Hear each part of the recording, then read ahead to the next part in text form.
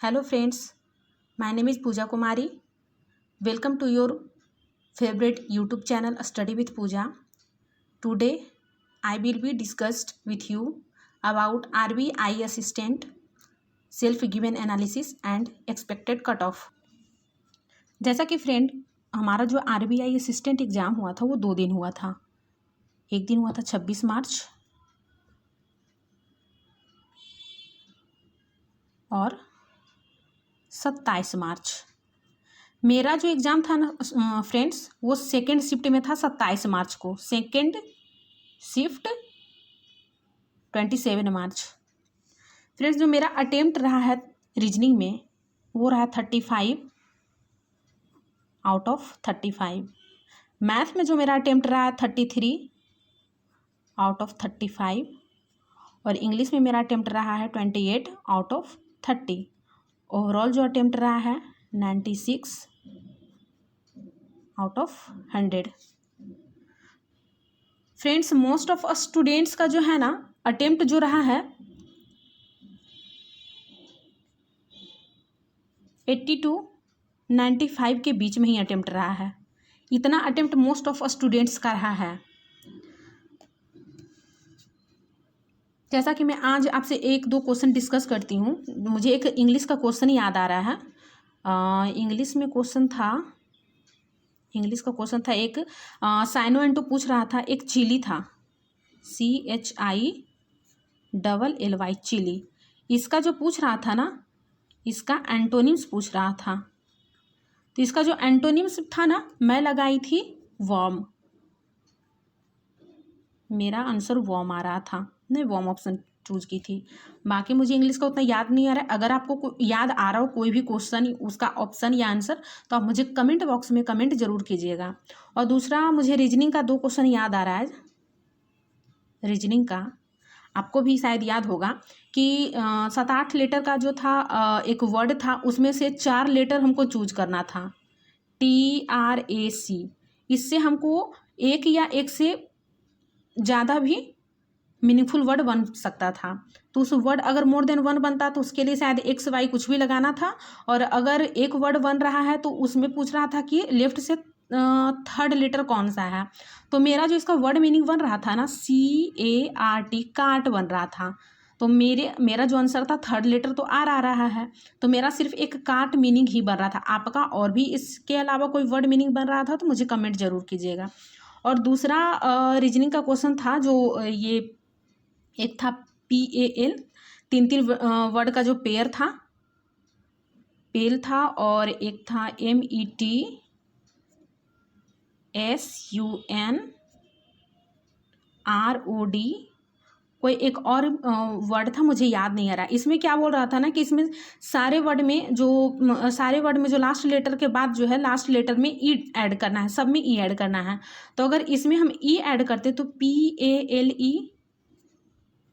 PALEMETE वैसे ही बाकी जो ये दोनों में भी ई ऐड करना था। तो मेरे अकॉर्डिंग मेरा तो कोई भी वर्ड इस समय से नहीं बन रहा था। मेरा सिर्फ वर्ड बन रहा था तो सिर्फ ये पेल बन रहा था। तो मेरा जो आंसर आया था ना मेरा आंसर आया था 1। Only 1 meaningful word is formed. METE का कोई वर्ड मीनिंग होता नहीं। SUN कोई भी हमको नहीं लगा। ROD का भी कोई वर्ड मीनिंग होता नहीं है। तो मेरा जो आंसर था ना PALE ओनली 1 मीनिंगफुल वर्ड मेरे अकॉर्डिंग बन रहा था। आपके अकॉर्डिंग और कुछ भी बन रहा था तो मुझे कमेंट जरूर कीजिएगा। या फिर आपको कोई भी क्वेश्चन और याद आ रहा होगा। अब हम लोग इसके एक्सपेक्टेड कट ऑफ के बारे में बात कर लेते हैं। फ्रेंड्स जैसा कि आपको पता है कि इस ईयर जो है हमारा कट ऑफ कोई भी बैंक का जो इस बार निकला है चाहे IBPS RRB PO हो, IBPS RRB क्लर्क हो, IBPS PO हो, IBPS क्लर्क हो, SBI क्लर्क हो, कोई भी एग्ज़ाम जो इस साल हुआ है एक्सपेक्ट कर पाना कट ऑफ इस बार बहुत मुश्किल रहा है। मीन्स कुछ भी इस बार कट ऑफ दे दिया है। बहुत हाई कट ऑफ गया है। कितने ट्यूटर ने कितने टीचर ने एक्सपेक्ट किया है बट एग्जैक्ट उनका डाटा जो है सही नहीं हो पाया है। तो मेरे अकॉर्डिंग जो है कि आप एक्सपेक्टेड कट ऑफ पे ना रह करके ना आप अपने से पढ़ाई कंटिन्यू रखिए, वो ज़्यादा इंपॉर्टेंट है। बट सबको रहता है, मैं भी जब स्टूडेंट थी तो मुझे भी इस सब चीज़ पे ज़्यादा रहता था कि कोई मुझे एक्सपेक्टेड कट ऑफ ऐसा बता दे कि मैं उसके अंदर में रहूँ, मैं और अच्छे से पढ़ाई कर पाऊँ, मेरा स्कोर सिक्योर हो, मैं पढ़ पाऊँ, मैं मेंस का तैयारी कर पाऊँ। अगर उतना मैं नहीं रह पाता है तो सारे स्टूडेंट का मेंटेलिटी एक ही जैसा रहता है। मैं भी स्टूडेंट थी तो मैं भी यही सोचती हूँ। वैसे मैं स्टूडेंट नहीं थी, मैं भी अभी भी मैं स्टूडेंट हूँ, अभी भी मैं पढ़ रही हूँ। तो मेरे में भी ये सब चीज़ होते रहता है कि क्या सही होना चाहिए, क्या गलत होना चाहिए। तो ऑफकोर्स आप सबके माइंड में भी यही चल रहा होगा कि क्या एक्सपेक्टेड कट ऑफ हो सकता है, क्या गुड अटेम्प्ट हो सकता है। तो देखिए फ्रेंड्स, मेरे अकॉर्डिंग तो गुड अटेम्प्ट आपने जितना अटेम्प्ट किया वो गुड अटेम्प्ट है। आप उस चीज़ को, उस अटेम्प्ट को गुड अटेम्प्ट मान करके चलिए, क्योंकि आपका वो अटेम्प्ट आपको फ्यूचर में बहुत काम आने वाला है। अगर आपके लिए, आपका मान लीजिए कि आपका अगर अभी आपने 70 ही अटेम्प्ट, बहुत सारे स्टूडेंट 70 अटेम्प्ट किए होंगे, किसी ने 60 अटेम्प्ट किए होंगे, किसी ने 78 किए होंगे, बहुत सारे स्टूडेंट ने बहुत सारे अटेम्प्ट किए हैं। लेकिन ऐसा तो नहीं कि हर एक स्टूडेंट का निकल ही जाएगा। लेकिन हम ये क्यों माने कि मेरा क्यों नहीं निकलेगा, हमें तो पॉजिटिव लेके चलना है ना। हमको मानना है कि मेरा RBI असिस्टेंट निकलने वाला है, मैं मेंस में बैठूंगी। अगर मान लीजिए कि अगर आपको मौका मिल गया बैठने के लिए, तो क्या आप 10 दिन के अंदर में क्या आप तैयारी कर सकते हो? कोई भी नहीं कर सकता, ना मैं कर सकती हूँ ना आप कर सकते, कोई भी नहीं कर सकता है 10 दिन में तैयारी। इसलिए आपका जो भी अटेम्प्ट है आप उसको गुड अटेम्प्ट मान करके आप तैयारी जो है अपना अभी से ही शुरू कीजिए, क्योंकि ये तैयारी आपका ना आगे बहुत काम आने वाला है। आगे बहुत सारे एग्जाम जो है आपका लाइनअप है, जैसे SBI क्लर्क हो गया, SBI clerk, IBPS RRB clerk, IBPS RRB PO, IBPS PO, IBPS clerk, बहुत सारे। अभी तो लेटेस्ट में 2 का नोटिफिकेशन भी आया हुआ है। एक RBI grade B, RBI grade B, ECGC PO, इन दोनों का एग्जाम मई में होने वाला है। आप बताइए, अगर आप मान लीजिए कि इसका फॉर्म फिल करते हो, अगर इसका RBI असिस्टेंट मेन का तैयारी करते हो, तो क्या ये दोनों में आपका काम नहीं आएगा? या फिर SBI क्लर्क में आपका काम नहीं आएगा? या फिर IBPS RRB PO क्लर्क में काम नहीं आएगा? किस एग्जाम में आपका पढ़ाई काम नहीं आएगा? इसलिए आपका सारे एग्जाम में आपका पढ़ाई काम आने वाला है। तो ये ना सोचिए कि आपका कितना अटेम्प्ट रहा है, नहीं रहा है। लेकिन हाँ, अगर ओवरऑल अटेम्प्ट का मैं बात भी करूँ ना स्टूडेंट, तो मेरे अकॉर्डिंग जो गुड एक्यूरेसी के साथ जो अटेम्प्ट है, अगर जिसने 85+ अटेम्प्ट किया है गुड एक्यूरेसी के साथ, तो उसका चांसेस है, क्योंकि एक शिफ्ट में तो एग्ज़ाम हुआ नहीं है, 8 शिफ्ट में एग्ज़ाम आपका हुआ है। किसी में क्वेश्चन का लेवल टफ रहा, किसी में मॉडरेट रहा, किसी में इजी रहा। आपका यही एग्जामिनेशन का लेवल रहा। तो जिसमें इजी रहा है तो उसको ऑफकोर्स नंबर उसके अकॉर्डिंग ही मिलेगा। जिसको टफ मिला है शिफ्ट, तो उसके अकॉर्डिंग उसका नंबर बढ़ेगा। मॉडरेट रहा उसके अकॉर्डिंग बढ़ेगा घटेगा। ऐसे तो एग्जामिनेशन में आपका होता ही, हर एक एग्जाम में होता है। तो किसी का मान लीजिए कि अगर हो सकता है आप 85+ अटेम्प्ट किए हों और आपका मॉडरेट लेवल वाले में एग्जामिनेशन पड़ गया, उस शिफ्ट में पड़ गया, तो क्या आपका एक्यूरेसी के अकॉर्डिंग और आपके शिफ्ट के अकॉर्डिंग आपका नंबर भी तो बढ़ेगा ना। मान लीजिए आपका नंबर 4-5 नंबर बढ़ गया या 3-2 नंबर बढ़ गया, तो हो सकता है आप जिस स्टेट से आपने या जिस जोन से आप फॉर्म फिल किए हो सकता है उस स्टेट का कट ऑफ 89 चला जाए, 88 चला जाए और आपका बढ़ के इतना आ जाए। तो क्या उस समय आपका अगर निकल गया कट ऑफ, तो क्या आप उस समय 10 दिन में तैयारी कर सकते हो? नहीं कर सकते हो। इसलिए तैयारी अभी से ही आपको करना है। तो मेरे अकॉर्डिंग जिसका भी 85+ अटेम्प्ट है गुड एक्यूरेसी के साथ, उनको तैयारी शुरू कर देनी चाहिए। बिल्कुल तैयारी शुरू कर देनी चाहिए, बिल्कुल भी उनको देर नहीं करना चाहिए। और जो ओवरऑल जोन का, जैसे कानपुर हो गया, पटना हो गया, कोलकाता हो गया, मुंबई जोन हो गया, तो अगर मैं ओवरऑल सबके जोन का बता दूं, क्योंकि particular area wise cut off बता पाना थोड़ा मुश्किल है। अगर ऐसा मुझे लगता है तो आप कमेंट बॉक्स में कमेंट जरूर कीजिएगा कि आप किस जोन से हैं, आपका अटेम्प्ट कितना रहा है। तो मैं उसके अकॉर्डिंग मैं नेक्स्ट वीडियो बनाऊंगी और उसमें फिर जोन वाइज में कट ऑफ बता दूंगी। लेकिन अभी ओवरऑल जो कट ऑफ हर एक स्टेट का मैं जो ले लेती हूँ, तो उसका जो कट ऑफ हो जाएगा ना, ओवरऑल कट ऑफ 89 to 95 के बीच में, 89 to 95 के बीच में मोस्ट ऑफ जोन इसमें आ जाएगा, मोस्ट ऑफ द जोन इसमें आ जाएगा आपका, इतना में आपका आ जाएगा कट ऑफ 89 to 95। तो आपका 85 प्लस के, अगर ऐसा नहीं है कि आपका 81 है या 83 या 84 है तो आप क्या पढ़ाई नहीं करोगे? मैम तो बोल दी कि 85 प्लस है, गुड एक्यूरेसी के साथ तो ही तैयारी करना है, मेरा तो 84 है, मेरा 83 है, तो मैं तैयारी नहीं करूँ? नो, आपको करना है, भले आपका 50 प्लस ही क्यों ना अटेम्प्ट हो, आपको करना है तैयारी।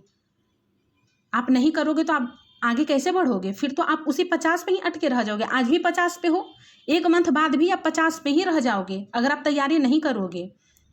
आप मेंस लेवल का पढ़ो, क्योंकि अभी लेटेस्ट में कोई पीटी का एग्जामिनेशन नहीं है आपका, तो आपका फोकस रहना चाहिए टोटल और टोटल मेंस पे फोकस रहना चाहिए। इस मेंस पे फोकस रहेगा तो आपको बहुत फ़ायदा करेगा। और देखिए, जैसा कि मैं कुछ क्लासेस भी आपके लिए लाने वाली हूँ ताकि आपको पढ़ाई में हेल्प मिल जाए, क्योंकि मैं भी जब स्टूडेंट थी तो मुझे भी बहुत प्रॉब्लम आते थे, मुझे समझ में नहीं आता था कि कहाँ मुझे किस ऐसा कोई यूट्यूब प्लेटफॉर्म मिल जाए, ऐसा कोई प्लेटफॉर्म मिले जहाँ मुझे सारे सब्जेक्ट के बारे में पढ़ाया जाए, बेसिक से एडवांस तक सब कुछ पढ़ाया जाए डिटेल में। तो स्टूडेंट, मैं आपके लिए ना एक क्लासेस ला रही हूँ जो कि 2 अप्रैल से मैं शुरू करने वाली हूँ। 2 अप्रैल से मैं शुरू करने वाली हूँ। 2 अप्रैल से कौन कौन सी क्लासेज मैं शुरू करने वाली हूँ? एक तो मैं शुरू करूँगी करेंट अफेयर आपका, और इसके साथ स्टैटिक जीके भी, स्टैटिक जीके। और इसके साथ 2 अप्रैल को मैं और क्या शुरू करने वाली हूँ? 2 अप्रैल को ही मैं मैथ शुरू करूँगी और इंग्लिश शुरू करूँगी। देखिए, 2 अप्रैल से ये आपका जो है स्टैटिक जीके और मैथ, ये 2 सब्जेक्ट तो मैं श्योर शुरू कर दूँगी। इंग्लिश का हो सकता है 3 से भी शुरू हो जाए या फिर 4 से भी शुरू हो जाए। ये 2 डेट है, इसके लिए मैं कर देती हूँ 3 या 4 अप्रैल से भी स्टार्ट हो सकता है। अगर उस समय बच गया तो मैं ये इंग्लिश भी 2 अप्रैल से ही शुरू कर दूँगी। देखिए स्टूडेंट, इसमें मैं क्या आपको देना चाहती हूँ, क्या इम्पोर्टेंट कंटेंट है। आप करेंट अफेयर पढ़ोगे, स्टैटिक जीके पढ़ोगे तो ये आपका हर एक एग्जाम में काम आएगा। चाहे आप सीजीएल का एग्जाम दो, चाहे आप सीएचएसएल का एग्जाम दो, चाहे आप आरबीआई ग्रेड बी का दो, ईसीजीसी पीओ का दो, आरबीआई असिस्टेंट मेंस का दो, इस सब में काम आएगा। मैथ में क्या कर रही हूँ स्टूडेंट, मैथ में मैं सोच रही हूँ ना कि मैथ जो आपका मैं शुरू करूँ तो मैथ में ऐसे नहीं पढ़ाऊँ, मैथ में आपका बेसिक से शुरू करूँ, बेसिक से शुरू करूँ।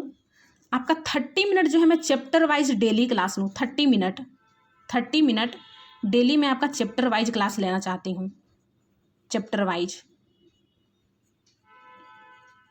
और बाकी जो 10 to 50 मिनट जो है ना, मैं डेली आपको प्रैक्टिस करवाऊंगी। वो कभी एक दिन गैप करके कभी मेंस लेवल का डीआई करवा दूंगी, मेंस लेवल का कैलकुलेशन करवा दूंगी, मेंस लेवल का क्वाड्रेटिक इक्वेशन करवा दूंगी। कोई भी, चाहे डीआई हो गया, डाटा सफिशिएंसी हो गया, कैलकुलेशन हो गया, मेंस लेवल और पीटी लेवल दोनों का मैं करवा दूंगी। वैसे ही इंग्लिश में मैं क्या सोच रही हूँ ना, इंग्लिश में मैं सोच रही हूँ करवाने को कि इसमें भी आपका मैं डेली बेसिक लेवल से आपका क्लास शुरू करूँ और डेली मैं चैप्टर वाइज ही आपको ग्रामर का टॉपिक पढ़ाऊँ, ग्रामर का टॉपिक। और ये भी 30 मिनट से 40 मिनट ही रखूँगी मैं। और बाकी का लास्ट 10 to 50 मिनट में क्या करूँगी ना, 10 to 50 मिनट मैं ये करूँगी कि इसमें मैं आपको एक डेली आरसी सॉल्व करवाऊँ, या फिर क्लोज टेस्ट सॉल्व करवाऊँ, या फिर 1 वर्ड सब्स्टिट्यूशन करवा दूँ, या फिर फ्रेजल वर्ब करवाऊँ, या फिर आपको 10 वर्ड मीनिंग दे दूँ आपको ये सब करने के लिए। तो ये सब क्या हो जाएगा, ये सब आपका बेसिक भी कंप्लीट होते जाएगा और आपका जो है ये सभी स्ट्रॉन्ग होते जाएगा। आपका DS, DI, calculation, simplification, approximation, quadratic equation, ये सब बनाइएगा तो आपको तो बहुत काम आएगा। ये जब आप चैप्टर वाइज जब मैथ पढ़िएगा तो आपका डीआई में भी काम आएगा, क्योंकि मेंस लेवल में चैप्टर वाइज डीआई बहुत आता है। जैसे प्रोबेबिलिटी से हो गया, टाइम एंड वर्क हो गया, टाइम एंड डिस्टेंस हो गया। तो जब तक आप चैप्टर वाइज क्वेश्चन नहीं अटेम्प्ट करोगे तब तक आप कैसे बना पाओगे आगे का क्वेश्चन, डीआई कैसे सॉल्व कर पाओगे। तो इसलिए मैं सोच रही हूँ स्टूडेंट कि ये सब आपके लिए मैं 2 अप्रैल से लाने का। और अगर आपको इसके अलावा कुछ और भी चाहिए तो आप मुझे कमेंट बॉक्स में ज़रूर कमेंट कीजिएगा, या फिर आपको कोई इम्प्रूवमेंट चाहिए, कुछ और चाहिए। मैं सोच रही हूँ कि इसके बाद अगर ये 3 चीज़ मैं अच्छे से कर लेती हूँ तो इसके बाद मैं सोच रही हूँ कि कुछ दिन बाद, 8 दिन, 10 दिन या 1 वीक बाद कभी भी मैं आपके लिए बैंकिंग अवेयरनेस का एक सेशन लाऊं, क्योंकि मुझे नहीं लगता है कि बैंकिंग अवेयरनेस का सेशन कहीं भी आपको अच्छे से मिलेगा। तो मैं सोच रही हूँ बैंकिंग अवेयरनेस का सेशन आपको बेसिक टू हाई लेवल करवाऊँ, और दूसरा मैं फिर रीजनिंग का स्टार्ट करना चाहती हूँ। तो ये 2 चीज़ आपका जो है ये मैं इसको ये 2 अप्रैल से स्टार्ट करने के बाद ये 1 वीक या 10 डेज के बाद मैं ये सब स्टार्ट करूँगी। अगर आप लोग पढ़ना चाहते हो तो मुझे कमेंट जरूर कीजिएगा, तब मैं ये 2 चीज़ भी स्टार्ट करूँगी। पहले तो मैं ये 3 चीज़ें स्टार्ट करने वाली हूँ। ये 2 चीज़ तो आपका, ये दोनों चीज़ करेंट अफेयर और स्टैटिक जीके और मैथ, ये आपका 2 अप्रैल से स्टार्ट हो जाएगा। इंग्लिश रहा तो 3 या 4 अप्रैल से मैं स्टार्ट हो जाएगा। ये अगर मेरा टाइम जो है मैं बिजी नहीं रहती हूँ तो मैं फिर इस इंग्लिश को भी 2 अप्रैल से ही स्टार्ट करूँगी। तो फ्रेंड्स आप ये सब ज़रूर पढ़िएगा, ध्यान दीजिए, और मैं सब कुछ बेसिक से शुरू करूँगी, तो आप लोग क्लास ज़रूर अटेंड कीजिएगा। और मैं आपको 31 मार्च या 1 अप्रैल को मैं रात में किसी समय या जब भी समय मिलेगा तो मैं एक शॉर्ट वीडियो बना करके आप लोग को बता दूँगी कि किस समय मैं ये क्लास लूँगी, कौन सा मेरा टाइमिंग रहेगा। ओके स्टूडेंट्स, और जैसा कि अगर आपको मेरा वीडियो अच्छा लगा हो, पसंद आया हो, तो आप मुझे लाइक कर दीजिएगा, शेयर कर दीजिएगा और सब्सक्राइब जरूर कीजिएगा, ताकि आपको नोटिफिकेशन मिल जाए टाइम टू टाइम जो भी मैं क्लास लूँ और आप लोग अच्छे से पढ़ पाओ। क्योंकि इस बार मेरा टारगेट है कि बहुत सारे स्टूडेंट को सक्सेस मिले, वो भी मेरे साथ मिले। मैं सबको सक्सेसफुल बनाना चाहती हूँ, मेरा यही एम है। इसीलिए मैं अभी यूट्यूब चैनल ज्वाइन की हूँ। मैंने ऑफलाइन तो बहुत सारे स्टूडेंट का करियर बनाया है, बट मैं ऑफलाइन में उतना स्टूडेंट तक नहीं पहुंच पाई जितना स्टूडेंट तक मुझे पहुंचना चाहिए। इसीलिए मैं सोची कि ऑनलाइन प्लेटफॉर्म पे आऊं, ताकि मैं ज़्यादा से ज़्यादा स्टूडेंट्स का हेल्प कर पाऊं और उन लोगों का जॉब पाने में, उन लोग को जो भी प्रॉब्लम हो रहा है उन लोग को सॉल्व कर पाऊं। क्योंकि एक स्टूडेंट ही दूसरे स्टूडेंट का प्रॉब्लम सॉल्व कर सकता है। क्योंकि एक स्टूडेंट जिस प्रॉब्लम से गुजरता है, बाकी स्टूडेंट भी उसी प्रॉब्लम से गुजरता है। किसी का मैथ वीक है तो किसी का रीजनिंग वीक है तो किसी का इंग्लिश वीक है। आपका जो भी वीक है, आपको जिस चीज़ में ज़्यादा पढ़ना है, आप मुझे कमेंट बॉक्स में कमेंट जरूर कीजिएगा, मैं उस पर ज़्यादा फोकस करूँगी। और मैं चाहती हूँ कि आपका जो वीक पॉइंट है कभी भी वो वीक ना रहे, उसको आप स्ट्रॉन्ग बनाओ, बिल्कुल मेरे तरह। मेरा भी बहुत पहले जब मैं तैयारी करती थी ये सब चीज़ का, ऐसा नहीं है कि मुझे ये तैयारी छोड़े बहुत दिन हो गया है, मैक्सिमम 5 to 6 मंथ ही हुआ है मुझे तैयारी छोड़े हुए। और वैसे मैं तैयारी इसका छोड़ी नहीं हूँ, आगे भी मैं पढ़ाई कर रही हूँ सारे चीज़ का, और भी मुझे एग्जामिनेशन देना है, और भी मुझे और अच्छे से पढ़ाई करना है। क्योंकि मैं आप लोगों को भी पढ़ाना चाहती हूँ, तो मुझे और ज़्यादा पढ़ाई करना है, ज़्यादा नॉलेज गेन करना है, ताकि मैं आपको ज़्यादा से ज़्यादा नॉलेज दे पाऊँ और सारे स्टूडेंट का, मेरे इस प्लेटफॉर्म पे जितने भी स्टूडेंट जुड़े हों उन सबको जॉब लगे। बस मैं यही चाहती हूँ। और अगर आपको मेरा वीडियो अच्छा लगा हो तो like and share and subscribe जरूर कीजिएगा। Thank you friends, thank you so much.